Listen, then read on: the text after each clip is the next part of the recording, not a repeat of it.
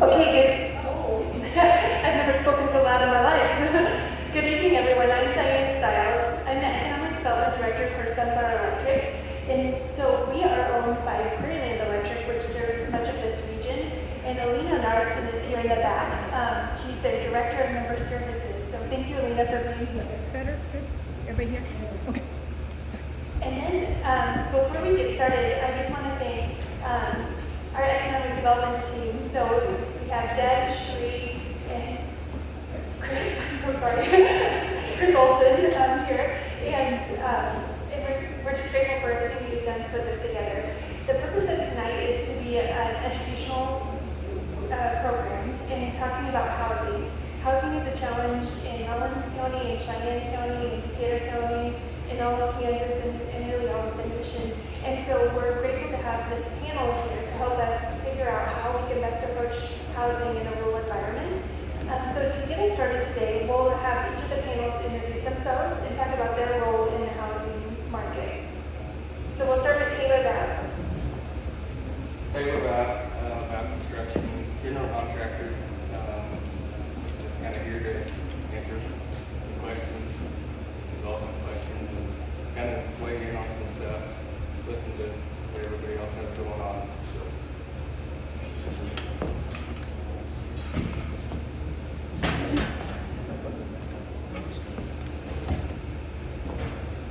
Hello, my name is Brad Zimmerman, and I'm the president of the Farmers Bank and Trust here in Atwood with different locations in Colby, Brewster, and Overland also.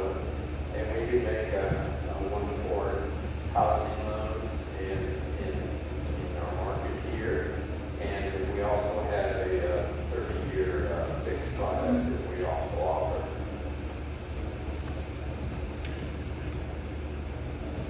Good evening. Is everyone kind of missing those political ads? It's a great day today. My name is Randy Speaker. I'm with the Innovation Center based out of Norton and work with the Hanson Foundation based out of Logan. And I'm based out of Topeka, so I brought you some rain. Hello everyone, I'm Katie Piper, also with Innovation Center. Randy serves as our specialist. I'm the planner for the region. I specialize in helping with the housing assessment tools. And then we also have one panelist online, Julie Lyon.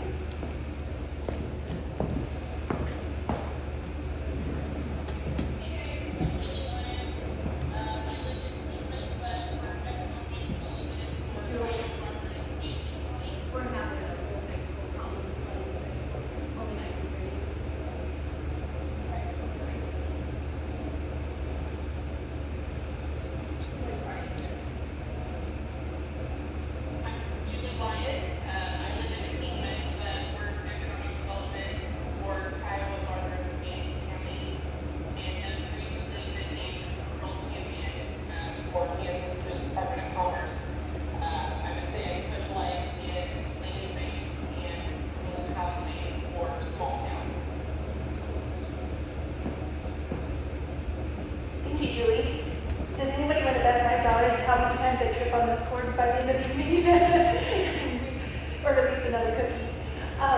So to get us started, let's start by setting the stage. Housing in the past has been seen as a private sector activity. Why is housing important from a community perspective?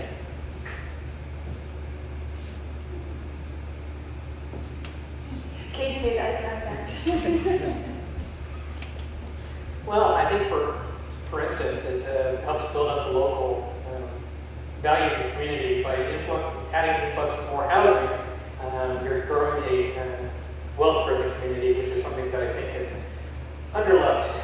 So by addressing that head-on, we allow ourselves to be able to bring that in and grow that for the community, which is one of the biggest growths is that housing market. And Randy can probably be able to expand on that a little bit more himself. One of the things that we try to focus on actually it's in two parts.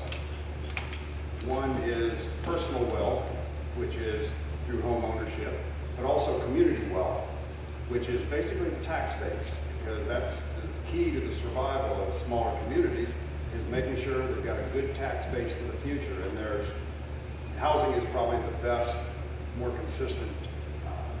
Occasionally people get new businesses in, and that happens, but housing's there every day. And so that's part of what we're trying to do with the communities, is make sure that they can build their tax base. Here in Atwood and the surrounding communities, there is a special need for housing. We have, fortunately, people that are looking, and I know when I came to town 2 years ago, I searched and searched for a home, and now I have one, but I'm very fortunate. So the affordable housing to the different sectors, no matter what the income range is, it's in dire need in this particular area.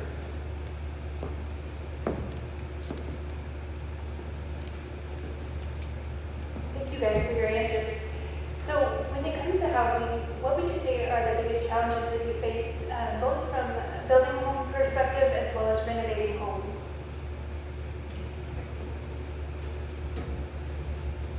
I mean, as everybody kind of knows around here, building a new home is what you want, but it's not necessarily what anybody can afford. And I mean, the driving cost on materials, labor, cost of living for everybody is just going up. So there's always that market that we're jumping back and forth and trying to do the best that we can for the things that we can offer. I mean, as a builder, contractor, but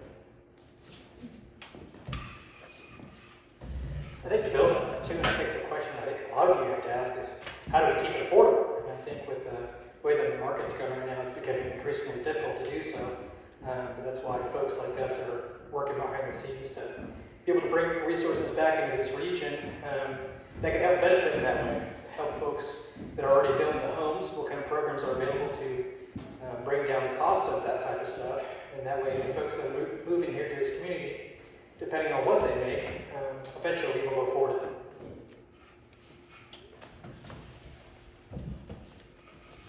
Are you trying to outdo me or something? These young people, you hire them and buy them books and buy them books.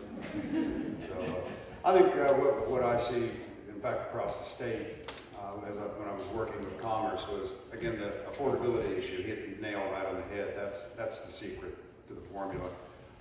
Too often people will see something that looks good, sounds good, but it doesn't fit their community, and also it's not affordable. In a little bit, we're going to go over a new item that we've created called Lifeline Markets, and kind of show you kind of the next step of doing a housing study. So we'll save that here for a little bit. In the financial situation that I'm in, we help finance both contractors and builders, and along with individuals that are building homes.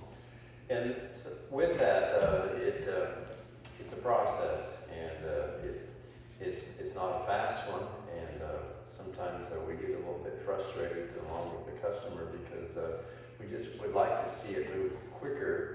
But as a challenge, sometimes there's availability of lots, there's availability of supplies. Waiting on materials is not quite as bad as what it was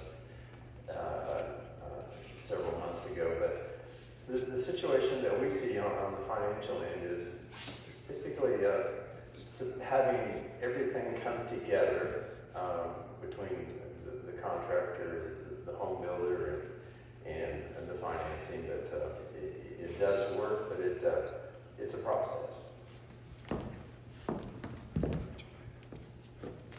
Thank you. Julie, do these challenges resonate with you and your region?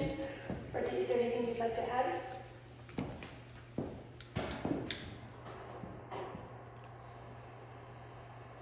Are these challenges in my area? Yes. I think there are challenges all across the state of Kansas. Affordability is different for everybody, but it's across the board a challenge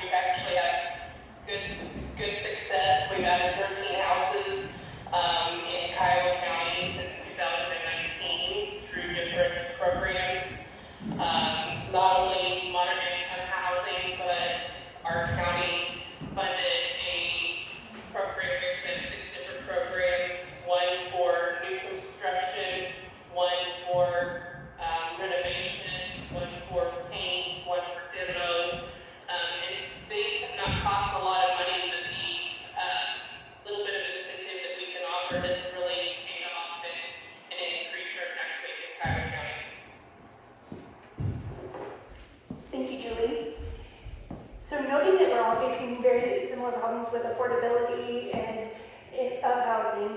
What is one innovative program that either the state of Kansas or a local community has provided that's been particularly effective? We'll start with Randy this time. We're going to pass out a couple of examples here for you. One is what's called the Reinvestment Housing Incentive District, RHID. It's a tremendous tool to help pay for the infrastructure. And what it comes in two parts. The first part is identifying the need by the local community. The second part then is creating the district. What Caden is passing out is a spreadsheet, and it's a tool that we've created for communities to kind of measure how well that will fit their community and if it will be of benefit to them. And so in this case, we actually did the South 7th Street project here in Atwood, and you'll see that there's the different original valuation. And what this is, it's incremental tax between what the bare ground is paying and what the fully improved. And that can be captured for up to 25 years to help pay for infrastructure. In other words, bringing in all the utilities, streets, and so forth. So there is a second page. It's kind of hard to read. That's what I call the nerd math. It basically shows you the full 25 years, how the math is derived and the increment that's created. And at the top of that page, you'll notice in yellow, there's a couple numbers in there. That's representing the different units, how many come on per year. Now, I called Josh ahead of time, and I know that one time there was 7 houses, then 8, then 9. So I just did 8 houses just to show kind of what what it would be and what it creates. And so you can see then with that discount rate on page 1 at the very bottom of 8%, that basically gives a net present value of $511,000 that would be available for the infrastructure. And that represents 21% of the total cost of the development, which is a big boost and helps hold the cost down so that the houses that are built then are affordable. So this is a tremendous tool, and it's again, we will help communities walk through it by going through this spreadsheet so that they can kind of look at it to see what it can do and what the limits are on it. And it can be used for any of the infrastructure costs, but no vertical construction other than street lights and mailboxes, for instance. But everything else it can help pay for. And behind that, there are 3 sheets, and it says Cumulative Economic Impact Report. Now, what we do these for is we identify what impact on the community from the economic development standpoint a housing project has. And so we took this same housing project with the 8 single-family units, and you can see that it's 146% return on investment. That's pretty good in banking world, isn't it? Yeah. So, and the reason we do this is so that the elected officials can see what the impact is on the community if they approve doing these kind of things. Now, here's some really interesting things. If you look at the next to the bottom on page 1, $546,629 over the life of that asset. Those funds go into the school district.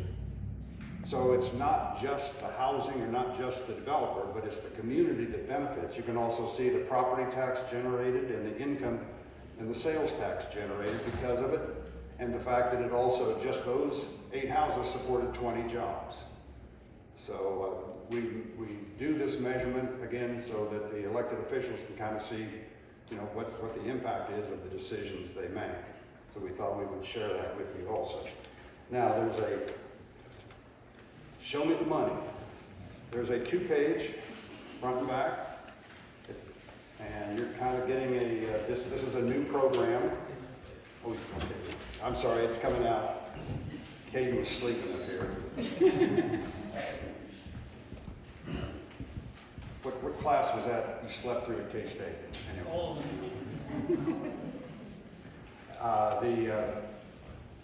The Hanson Foundation, when they talked to me, they asked, when they started getting into the housing, they asked if I'd come work with them and work for the Innovation Center. And so one of the things that we agreed on, which helped make the reason why I came to the Innovation Center, was that we needed to do things that helped build the tax base.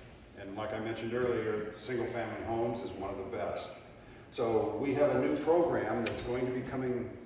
It'll probably be a couple weeks before we announce it. We will announce it on our website.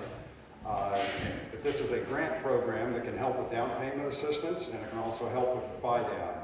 In round numbers, if you look at page 2 down at the bottom, it's kind of just a summary of the numbers about what it is. So if you assume a $300,000 home being built, there's 17% will be generated, and of that, 2/3 will come from the Hanson Foundation in the state of Kansas, and 1/3 from the community.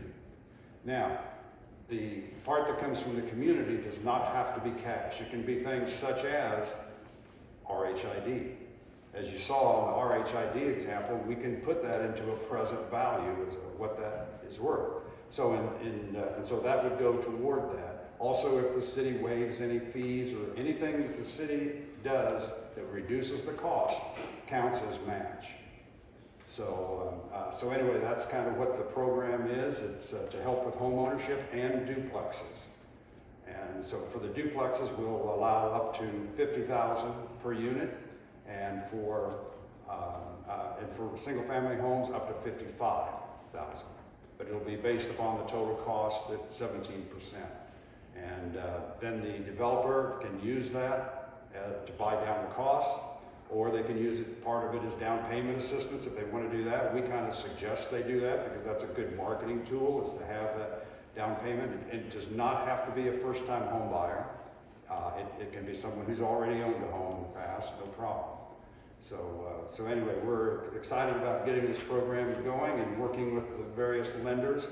We will follow the lender's lead as far as transferring the money. So whenever they're having the closing for the construction loan or the end loan, either one, we will then deliver the money to the lender, and then they will handle it for the transaction.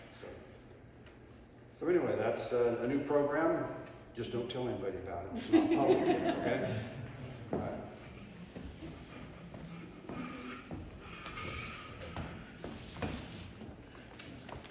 As far as on the inside, we are open to working with these programs, and look forward to a relationship and partnership in doing these sort of things.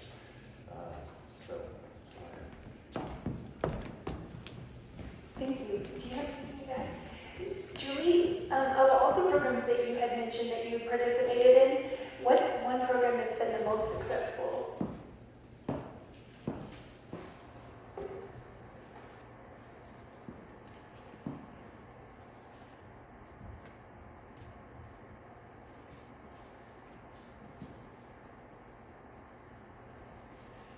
There we go.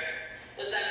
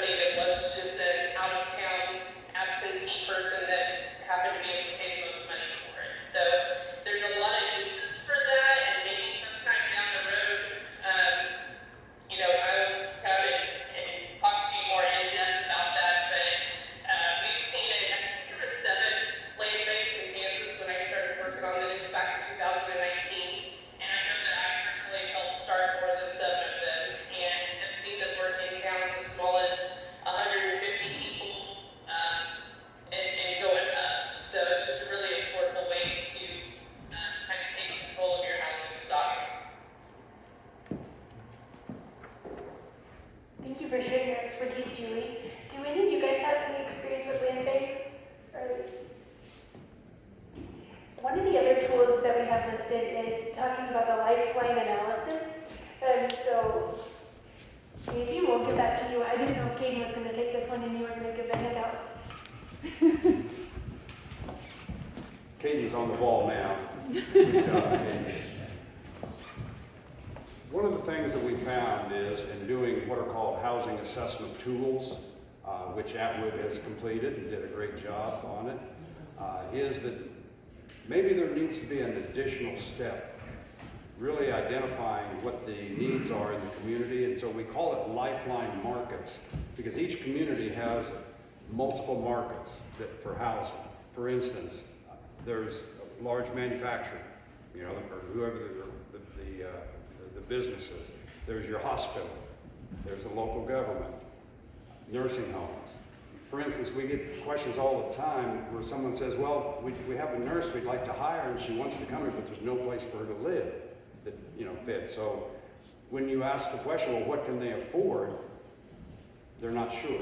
So this lifeline markets that Katie's handing out, what it is, it's where someone will go through the community and will find out the various starting wages. We will then do some calculations with it to demonstrate and identify what type of housing and how much they can afford. In other words, okay, they're looking for a duplex, but you know, how much can they afford? And so this will be breaking it down to really giving us a good idea of each community, because not every community is the same. They all have different, you know, idiosyncrasies. They have different markets. And so this will be where we can kind of have, in a structured way, really identify. Now, those numbers that are on there are just made up. They're placeholders. What would happen is someone would go through the community and put actual, in other words, at the hospital, what's a starting nurse make? You know, and so we can kind of work that way with the community to really drill down on the affordability issue. Yes. I should also preface that I've also got a hold of Denton Declare, and we're already working on a contract to do this for both Atwood and McDonald, so that should be coming down the pipeline pretty soon. Thank you. I appreciate if you can get down to the next level of detail on what affordability means and how you personalize it for each community, because it's so important. What the hospital pays in Hayes is going to be different than Atwood and, you know, and so on and so forth.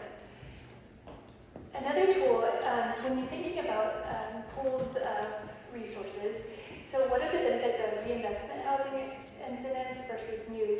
I think you have to have a holistic approach to housing in your communities, but could you speak to a little bit of the reinvestment housing incentives that are available versus the building new? Sure. Yeah, the reinvestment housing incentive district that you received the information earlier basically is only for infrastructure, or there's a second one that is for an upper story. In other words, that would be where in your downtown district that you have some upper stories that are vacant, not being used.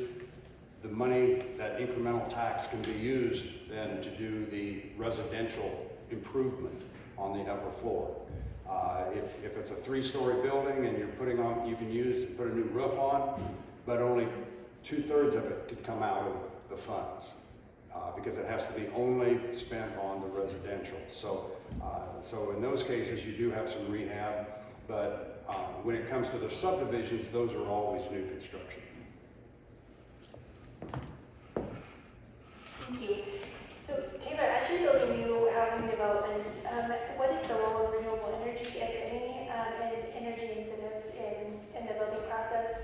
Has that impacted affordability for people in Northwest Kansas? I mean, we've seen it some in Wyoming, mainly, as far as like they're, you know, doing solar and kind of adapting some of that. Out here, it's kind of tough. The initial cost is high, depending on weather. There's just so many variables. I mean, we just don't run into it very often, you know, as far as that. Sure.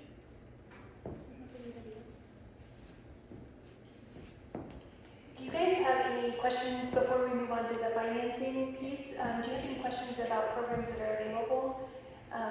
One of the tools the Innovation Center put out a couple months ago was just a list of all of the programs that are available in the state of Kansas, and really the amount of resources that have been dedicated to housing, particularly in rural areas, is pretty impressive. And so if you remember nothing from this evening, remember Caden and then maybe Randy.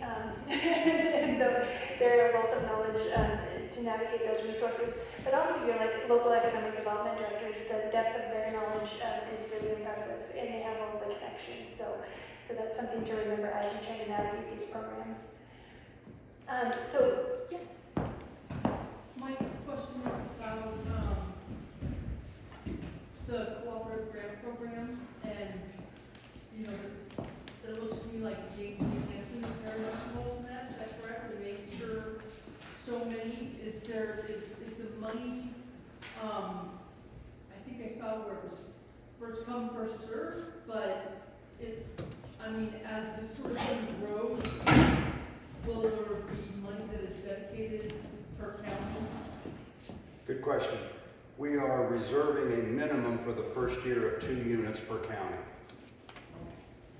But if somebody comes in with 4 to 5 units, and that's what the development is, then we'll probably fund it on a case-by-case basis until the money runs out. Now we have the total program's $12 million over 4 years. So, you know, we have some play in it, and if we need to accelerate and there's more need than 1/4, then we'll accelerate it, and we're already looking for other ways to fill the pot once we distribute the money. Good question. Thank you. Thank you for your question. Yes, sir? Yeah, just a question on the cooperative grant program, the local match, does that come from like USDA rolled it up? Yes, the match can be virtually any type of other contribution, absolutely. And we're wanting to be really flexible on that, but we do think it's important for the local community to have some skin in the game. Sure. So. Any other questions? Okay, so switching to financing, so with the limited housing availability, the cost of houses have risen, the interest rates in the later years have created a significant barrier for home ownership for many individuals and families. So what programs exist to close that gap between the cost of housing and then the amount of house a person can afford?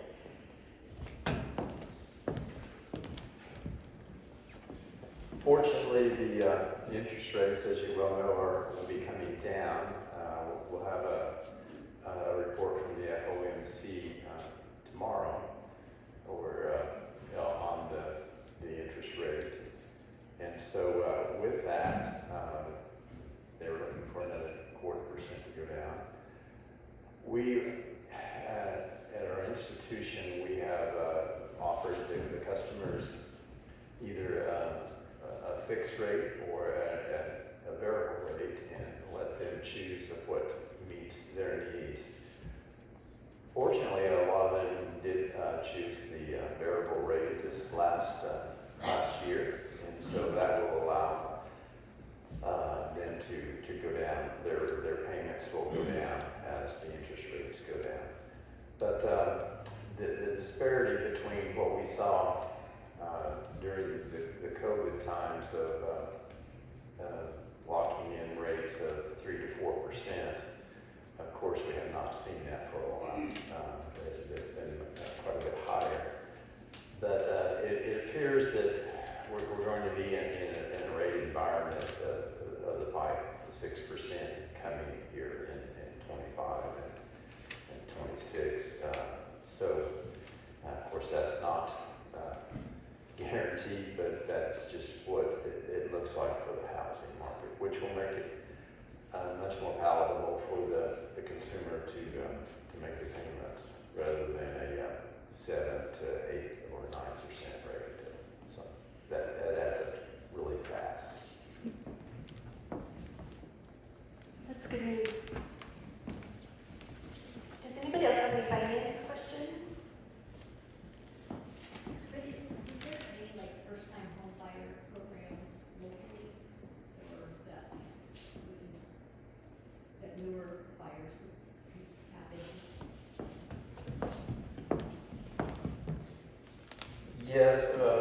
oftentimes those go through the government agencies on first-time home buyers. I can't really speak for the other financial institutions in the community, but if we have that, we would ask them to apply through the USDA or another agency that would have that program.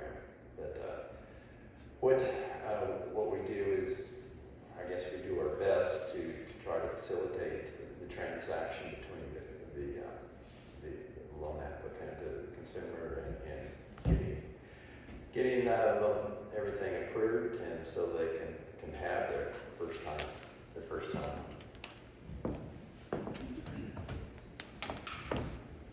Also, the Federal Home Loan Bank has a first-time home buyer program, but you have to work through a member bank who is a member of the Federal Home Loan Bank. Participating member bank. Right, a participating bank is who you have to work through. So, plus Kansas Housing Resource Corporation has a first-time home buyer program. It has some income limits on it, but it's available too. One of the resources I appreciate is on the Innovation Center website under housing, they have the list of programs, and so I even helped a young Sunflower Electric employee navigate which of the three new homebuyer programs to use based on her specific information, and there was a list of banks that was linked there, so you've done a really nice job of putting that information all in one place. And Deb, did you have something to add? Yeah, Ryan, can you explain the difference between the rural development loan and the FHA loan? Because I know that I've had questions, recently in the last week, for first-time homeowners. They were looking at that loan, and then I told them to look at the rural development loan, and they said, oh, you mean the FHA loan?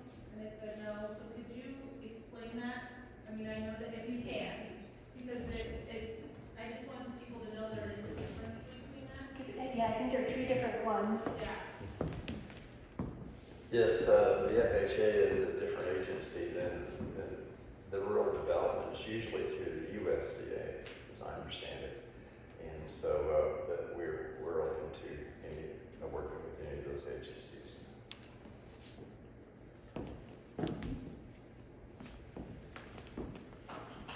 Shifting our focus, you guys have been working in housing for a number of years, and you've gotten incredibly innovative on the financing side, on the infrastructure side.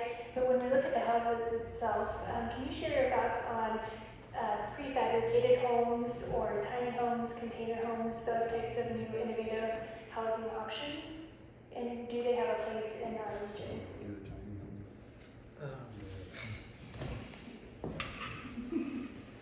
Well, I would say, I think Randy and I's thoughts on tiny homes is pretty strong. Typically, that we believe that they're a bit more of a fad, and the benefits really do not outweigh the benefits don't outweigh the cons. And so we definitely urge a lot of the communities that we work with to steer their thought process a little more away from that. There's nothing necessarily wrong with the prefab side of it, but the tiny homes really don't generate the local wealth that you would think would be something that generates more, essentially full wealth for your community. Let me talk a little bit about the prefab. Pretty much most of the markets, except most of the lenders, most of the people that finance, as long as it can be titled as a real property and is on a permanent foundation. Once you get away from the permanent foundation, then there becomes issues as to whether it's acceptable by various programs or not. But as far as, I've seen some very good prefabricated homes and also modulars.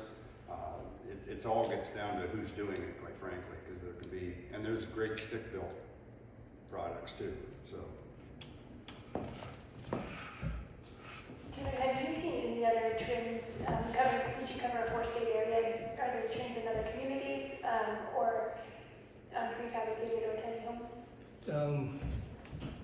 I mean, we do a lot of post-grant homes, we call them chances, barndominiums, kind of along those lines. basically built on foundation, post brackets, everything like that. They're kind of, it's not necessarily a fad, I guess, but they're coming along more where I think banks are becoming more and more lending, approved. So yeah, we're doing quite a bit of those. But yeah, as far as like pre-manufactured, it all depends on who does it, how it's built. We've dealt with some of them where they don't line up right. There's a lot of stuff you have to do, foundation work like that. So I mean, as a builder contractor, I like starting from the ground up. So it's just kind of like how I like to do it. Sure. From the lending side, we touched a little bit on some of the challenges to lending these innovative approaches to housing. Do you want to add anything? I would agree with the foundation situation. That is the mainstay of when a home is brought in, how is it set down? Is it permanent? Then we can certainly make a loan and have a real estate mortgage type situation with it. Thank you. One of the other questions was on the prefabricated home side. As the supply chain tends to ease in other areas, have you seen the waiting time for a prefabricated home lessen over the last couple of years? Because at one time, I believe there was like a 2-year wait list for prefabricated homes. That's what we were told from Wardcraft. We'd still say, yeah, that's pretty accurate still today. It's still holding to about a 2-year wait list. So that's another challenge. When we think about our communities, we have many communities have vacant homes. And so we heard from Julie about the land bank option to rehab vacant homes. Do you have other options that communities have used to try and use their existing housing stock and make it livable once again for the family or person?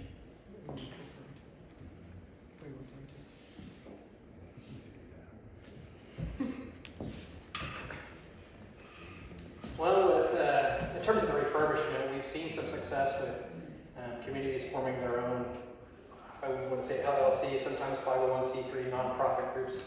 And what they do, sometimes they put in their own skin in the game, kind of like the theme that we've been talking about today. Just going down the line, we've discovered that a lot of these communities, they don't have a neighborhood that's more or less blighted.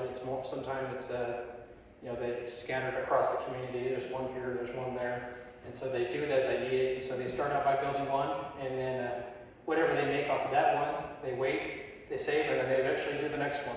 And we've seen some success in that area. So just getting a feel of the people in the room, how many of you guys are from Rawlins County? Majority. And Decatur?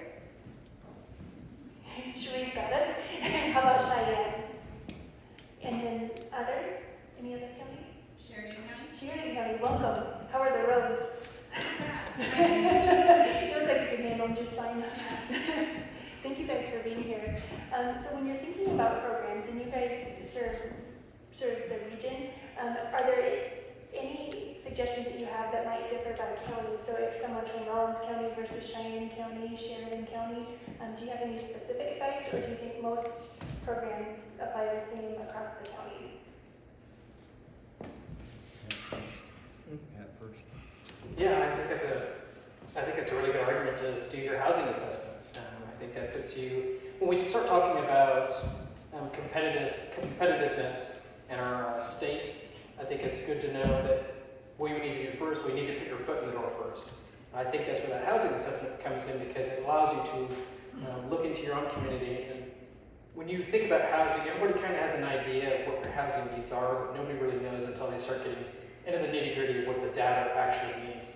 And I think that's truly the benefit, because you look at it, now you can look at it analytically, and you can look at it from the community's perspective, what directly are the needs of it. And I think that starts with the housing assessment, which is, I can't speak to the praise of Deb Nickler enough, the fact that she went out and got that accomplished, and now we have an idea of what we really need to go out and get. And so by by starting that process, kicking that ball forward, that gives you an argument to go out and pursue more funding. And I'll build off of that. There's a lot of programs out there that sometimes folks don't even know exist. And the next part of the housing assessment that gets you into a conversation with something called the Housing Interagency Advisory Committee. And what that is a clustering of different organizations across the state, whether that be Department of Commerce, KHRC, USDA, Rural Development, Federal Home Loan Bank. And after you have that housing assessment done, what they do is they go through and look at your needs and your assets. And based upon those accumulated, they determine what programs from their departments would best serve you.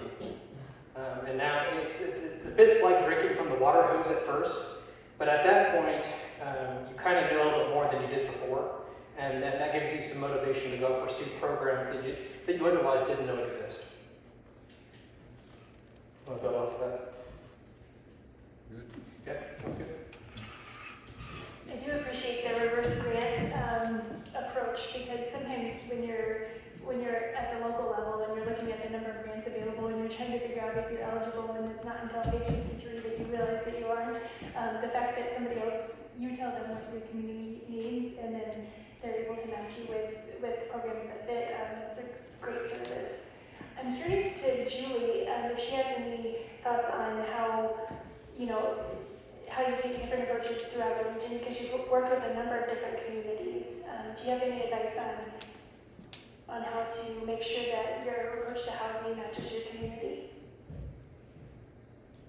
Well, I think every community is different, and so trying to figure out what the needs are is a good start. But being able to know like the funding and the resources that are available, I think if you stack some of these programs together, if you have a good plan, there's a highly good chance that you will get funded. So if you have a RHID, so you're going to have some payback over time for infrastructure and moderate income and tax incentives or tax credits, and then maybe the community development block grants.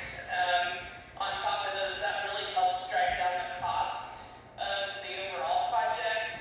And then I did kind of want to go back and touch base as far as there's multiple communities and a lot of rural communities that are starting to look at vacant property ordinances, a property registry, a minimum utility charge for empty buildings, just to help not only offset the cost, of having these, but to maybe put a little pressure on coming up with a plan to get them back into something that's going to contribute tax base to the community. If you have a main street that has 95% empty buildings that could be used for something, and they're not willing to do that, the city or municipality should be able to flex something off of that to help offset the cost. There's still infrastructure there that would have to be repaired if somebody were to bring it back in. So just whatever your community is comfortable with, and it can be different, even town to town, side by side.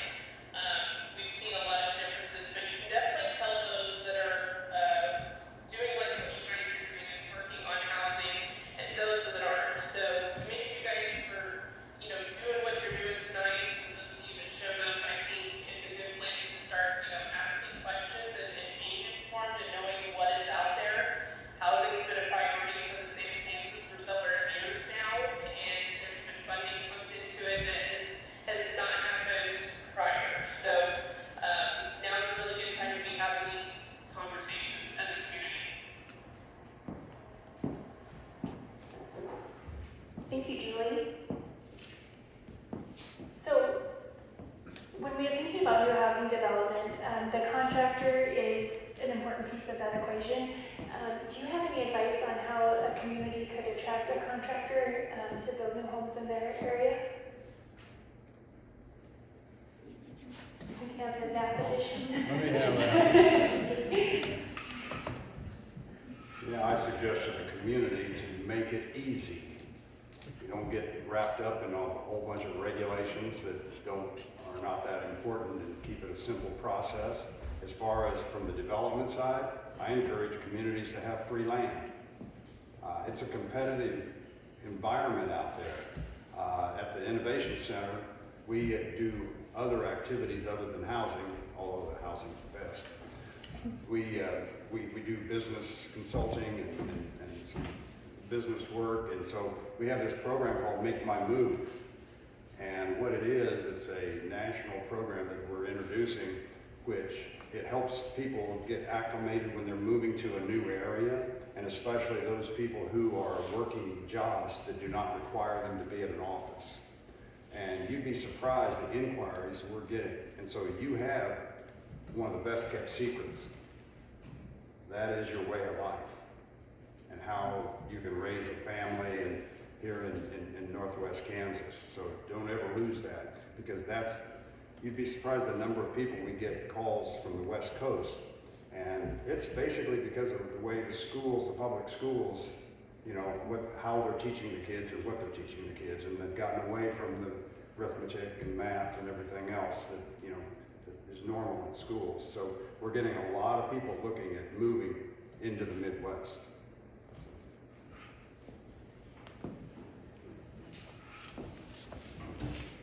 So you guys all showed up tonight and gave up your evening to dedicate to housing. Do you have any questions or thoughts that you'd like to share?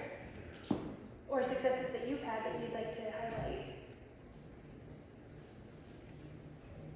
Here in the back. Is there any limitation on where the project is located? In city limits, out of city limits, rural, county? And which program would you be referring to? Well, anyone. Any one of them?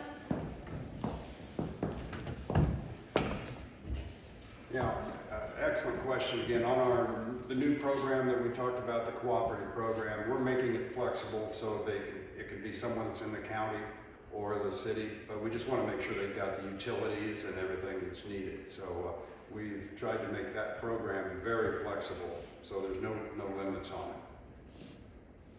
RHID would be limited to city? RHID? No, same thing. It can be in the county. Great. So I really appreciate how flexible the programs have been. So basically, the programs are available even if you are in the county and outside of the city limits.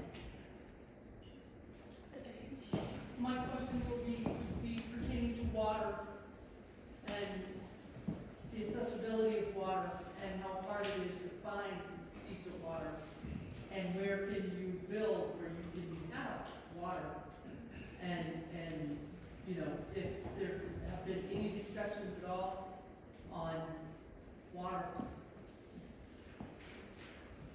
I know that Kansas has a strong emphasis on the water, but I don't have the expertise. Do any of you have the expertise? Well, I think that's closer to a local city government question as to whether they've considered where the location of the site would be, and if the development is going to be in concern of where the best access to the water is.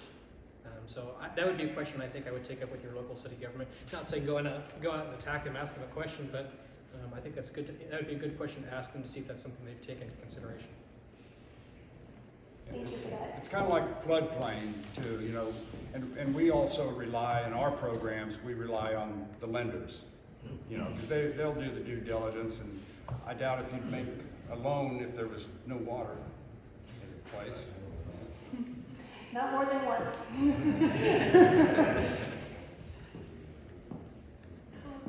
How would anyone else like to share their thoughts? What about Cheyenne County? Are there some innovative programs going on there, or do a lot of these programs apply to your area? There was a statewide program that we actually did a job for out there, that there was this money for renovation. Yeah. I worked with that.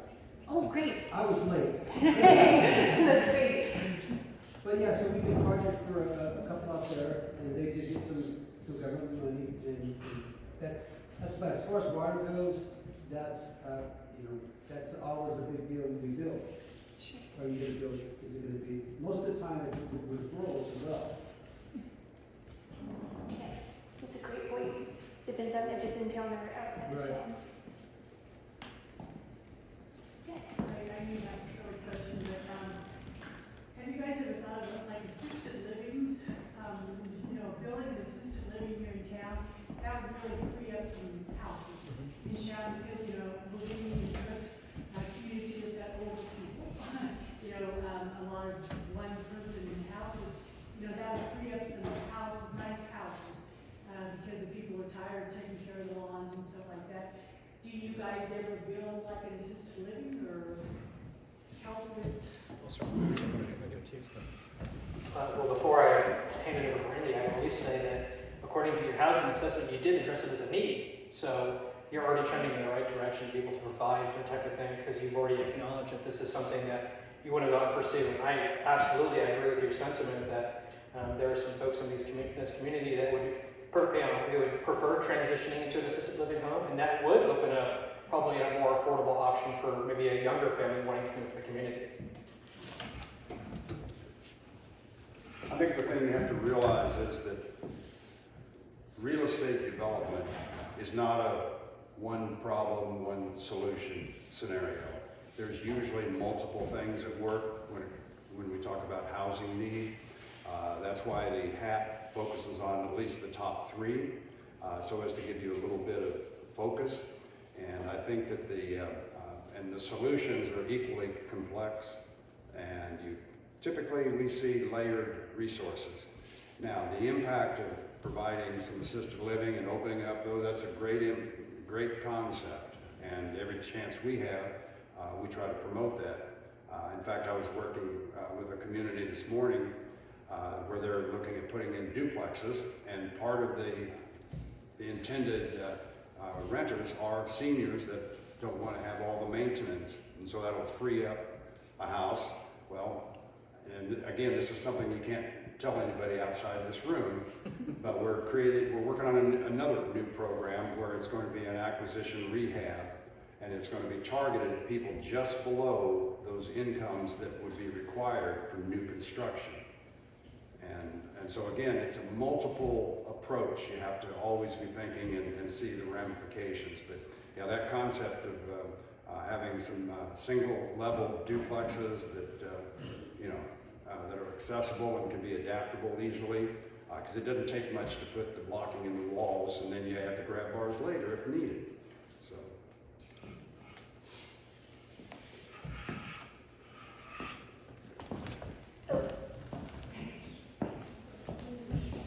Can you kind of explain some of the benefits of renting versus buying some of your homes right now?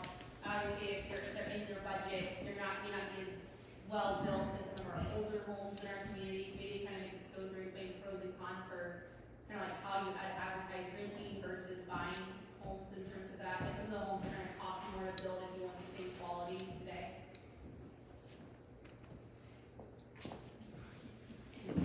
You're always my go-to. Yeah, it gets down to the issue of affordability every time.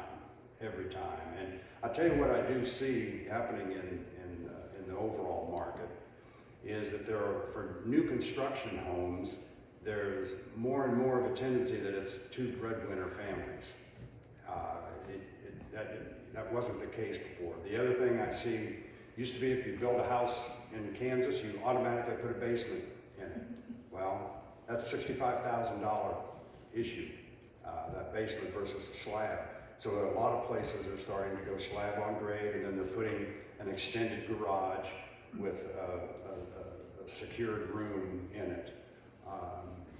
So anyway, there's changes, but again, it gets down to the affordability as to whether it is worth it or not to rehab the property, because then you get in, we haven't really talked about the land banks, but see, sometimes those can be valuable tools also in a community, especially if you have, the key to having a land bank, your local attorney and county commissioners have to agree to put the pressure on when people don't pay their taxes. And they need to follow the state law, obviously, but as soon as that time is where they can force those people to pay their taxes, especially when you get out-of-state owners, they don't, this was grandma's house and they don't care really about it and they're not gonna do anything to fix it up and it deteriorates and they don't pay the taxes.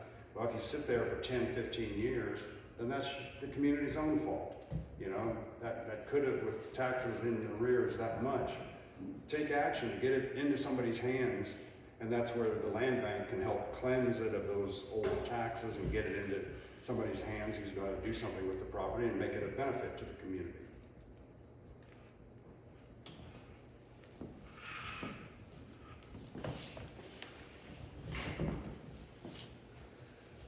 Do you guys have any more questions? We'll allow each person to give their closing thoughts, and we'll start with Julie. And then I know I'll be around for a little bit afterwards. Will you guys be around if there's any one-on-one questions? But we really appreciate being invited here today to share what we've learned and then to also learn from you. So Julie, will you give us your final thoughts on housing and the next steps for this community? I couldn't understand all of that. We were just asking for your final thoughts on housing. Yeah, just keep at it. It's hard, but you have to start somewhere.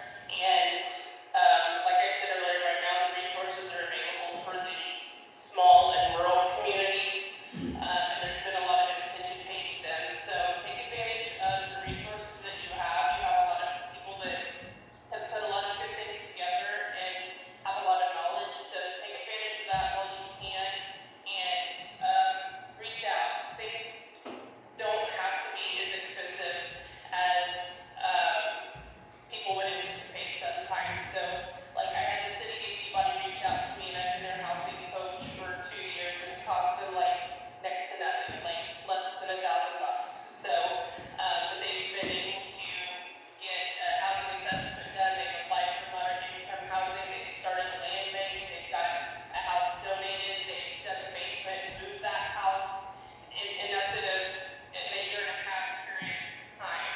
And there hasn't been a lot of expense to that, but they've been making progress and creating a lot of awareness in their community. So I think you guys can do it, and just keep plugging on it, and keep having meetings, keep talking about things even when they're uncomfortable. Great advice, thank you. Taylor? I guess as being, you know, a builder in this community, you know, on this panel, I guess, kind of got thrown up here, but thanks, Dad. Just kind of, I mean, we're here to help. You know, we just want to grow Northwest Kansas, and that's what it's coming to. So, you know, questions, answers, you know, we're always there to give our advice for what's best and for cost and everything like that. But yeah, like we all said, cost is a big issue on a lot of things. So, you know, we're just trying to make it affordable. But, you know, as far as being a builder contractor, you still have to think of everything that goes into it. So that's it. Well, the question asked, you know, what's the challenge in our region, but I want to address the people in the room and the communities that you represent. I want to speak to the volume that you have the housing assessment, you have the economic development directors in the room that are chomping at the bit to get this done, and you know where the resources are at. I said, just go out and do it. That's the simplest thing you can do. Don't add unnecessary barriers, just go out and do it. I really challenge you to, after this meeting today, ask yourselves, in what way can I help pitch in? Because, to be frank, if the folks here that didn't care, they wouldn't be here. All of you are people that passionately care about housing and want to see things get done. So just go out and do it. Sorry, Kate, I think Nike already took that.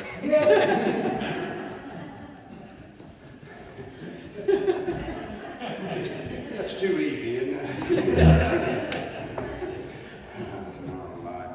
Well, and if you have a pen, write this down. www.nwkeici.org.